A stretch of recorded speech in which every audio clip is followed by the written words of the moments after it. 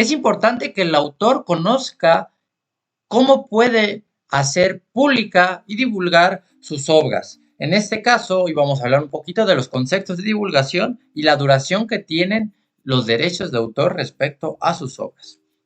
Soy Adair Mariscal y hoy voy a hablarles un poquito de este tema. Soy estudiante de la carrera de médico cirujano y partero en la Universidad de Guadalajara y este es un tema por parte de la clase de propiedad intelectual. Este va a ser un poquito el temario que vamos a ver en el transcurso del video, comenzando con la Ley Federal de los Derechos de Autor. Esta Ley Federal de los Derechos de Autor del territorio mexicano va a salvaguardar y promover el acervo cultural de la nación por medio de la protección de los derechos de los autores, de los editores, productores y las instituciones de difusión en todas las manifestaciones de una obra, y también nos habla de los derechos de propiedad intelectual. Las disposiciones de esta ley van a ser de orden público, de un interés social y que va a estar vigilada principalmente por el INPE y el Instituto Mexicano de Propiedad Intelectual.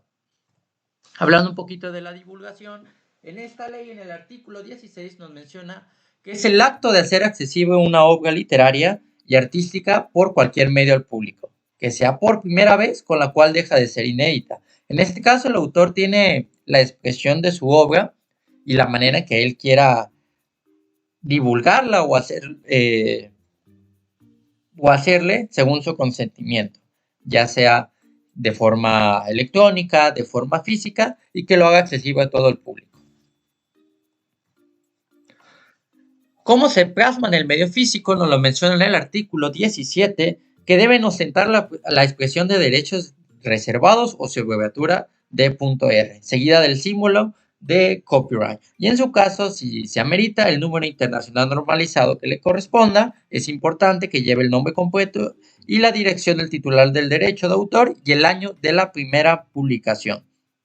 Estas deben aparecer en un sitio visible, pero si no se ve, no implica que tenga unos derechos de autor, pero podría tener algunos problemas legales. El artículo 21 nos habla que al derecho moral que se le da al autor para la libertad de determinar qué hacer y cómo divulgar su obra, y el artículo 27 que nos menciona los derechos patrimoniales, que estos van a permitir autorizar o prohibir tanto la publicación, la edición o la fijación material de su obra.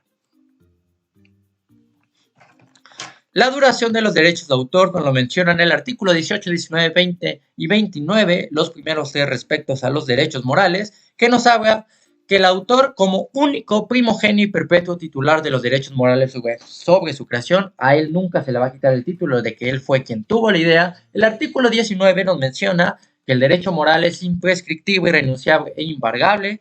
El artículo 20, que el ejercicio de derecho moral se le va a dar tanto al creador y a sus herederos.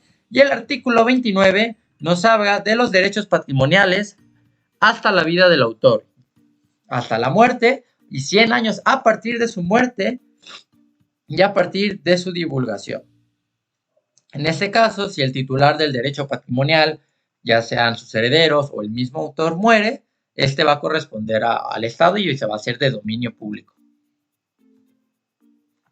La posibilidad de heredar los derechos de autor van a estar basados en estos 6 artículos. El artículo 30, donde nos menciona que el titular de los derechos patrimoniales puede transferir u otorgar licencias de uso exclusivas o no exclusivas antes o después de su muerte de manera onerosa y temporal. Para que esto sea un tema legal, debe estar de manera escrita. El artículo 31 nos habla que va a estar en favor del autor titular del derecho patrimonial, esta manera de presentar el derecho de autor. El artículo 32, que los contratos legales deben inscribirse en el registro público del derecho del autor. El artículo 23, que nos habla que a falta de una estipulación expresa, toda transmisión de derechos patrimoniales se considera por 5 años o habrá casos en los que sean de 15 años. El artículo 25 nos menciona que es titular de derecho patrimonial el autor, si este lo permita el heredero o cualquier adquiriente por cualquier título.